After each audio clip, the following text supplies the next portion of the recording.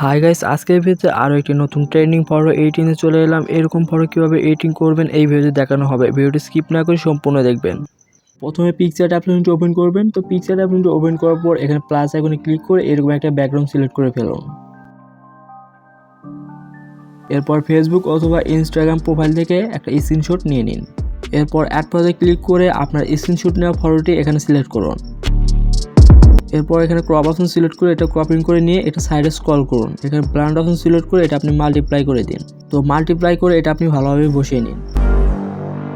এরপর অ্যাড ফটোতে ক্লিক করুন। অ্যাড ফটোতে ক্লিক করে আপনার কাঙ্ক্ষিত ফটোটি সিলেক্ট করে ফেলুন। অবশ্যই ব্যাকগ্রাউন্ড রিমুভ থাকতে হবে এবং কীভাবে ব্যাকগ্রাউন্ড রিমুভ করবেন এই ভিডিও ডেসক্রিপশন বক্সে লিঙ্ক দেওয়া থাকবে, সেখান থেকে আপনারা দেখতে পারবেন। এরপর ফটোটা জুম করে ভালোভাবে বসিয়ে নিন। তো এখানে অ্যাডজাস্টে ক্লিক করুন। অ্যাডজাস্টে ক্লিক করে স্যাচুরেশন ব্রাইটনেস এটা বাড়িয়ে দিন। বাড়িয়ে দিয়ে এটা টিক মার্ক করে দিন।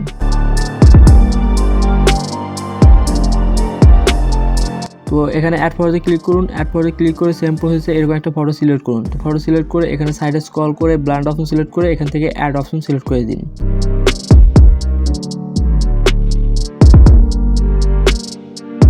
এখন ক্রপ টুলস অপশনে ক্লিক করে অ্যাডজাস্টে ক্লিক করুন। এখান থেকে স্যাচুরেশন কন্ট্রাস্ট এটা বাড়িয়ে দিয়ে এটা টিক মার্ক করে দিন।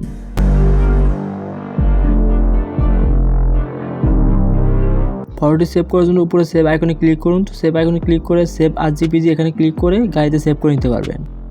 আই হোপ গাইস, তো এই ছিল আজকের ভিডিওটি কেমন লাগলো অবশ্যই কমেন্ট করে জানিয়ে দিবেন।